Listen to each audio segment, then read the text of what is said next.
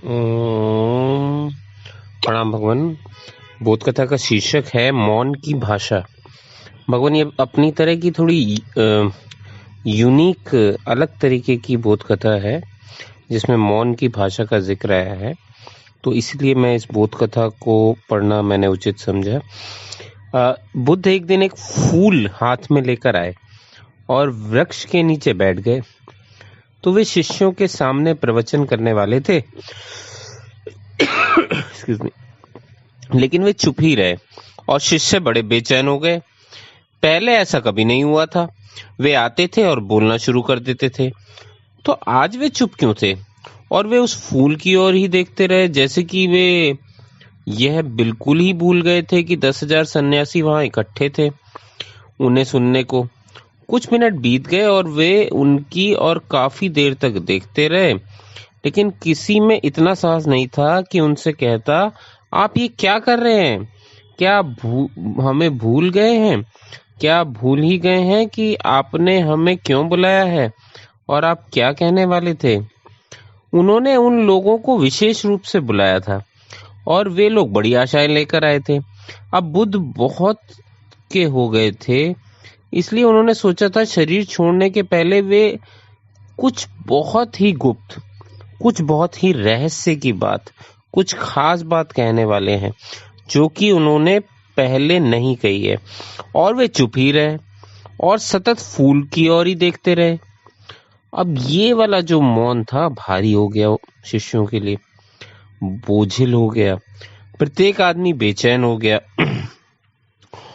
और तब महाकश्यप, उनका एक शिष्य, जोर से हंसने लगा।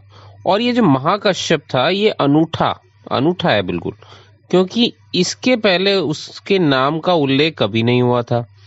वे बिल्कुल अनजान शिष्य था जहां तक संसार का संबंध है। हाँ, लेकिन बुद्ध के लिए अनजान नहीं था, बुद्ध जरूर उसको पहले से जानते रहे होंगे। और भी बहुत से प्रसिद्ध शिष्य वहां मौजूद थे, लेकिन ये जो महाकश्यप था ये अचानक हंसने लगा। तो जब वह हंसा तो बुद्ध ने उसकी ओर देखा। बुद्ध मुस्कुराए और महाकश्यप को पास आने को कहा। तो महाकश्यप निकट आया। बुद्ध ने बिना एक शब्द भी बोले वह फूल उसे दे दिया। और फिर उन्होंने सभा से कहा, बड़ी महत्वपूर्ण बात कहा कि जो भी भाषा से कहा जा सकता था वह तो मैंने तुम्हें पहले ही कह दिया है, और जो भाषा से नहीं कहा जा सकता है वह मैंने महाकश्यप को दे दिया है। वो कह रहे हैं जो भी भाषा से कहा जा सकता था वह मैंने तुम्हें कह दिया है, और जो भाषा से नहीं कहा जा सकता है वह मैंने महाकश्यप को दे दिया है। भगवान, इसे महान हस्तांतरण कहा गया। महाकश्यप मौन की भाषा को समझ सका, और जो मौन की भाषा समझ सकता है वही मौन के द्वारा चीजों को सिखा सकता है, बता सकता है। तो महाकश्यप ही अकेला नहीं है जिसे बुद्ध ने वह गुप्त कुंजी दी थी। वह गुप्त कुंजी औरों को भी दी गई थी, लेकिन सर्वाधिक गुप्त कुंजी केवल मौन में ही दी जा सकती है। और महाकश्यप उस भाषा को समझ सका। फिर उसे नियुक्त किया गया कि वह इस मौन देशना को संप्रेषित कर सके, और बोधि धर्म उस परंपरा में छठा था।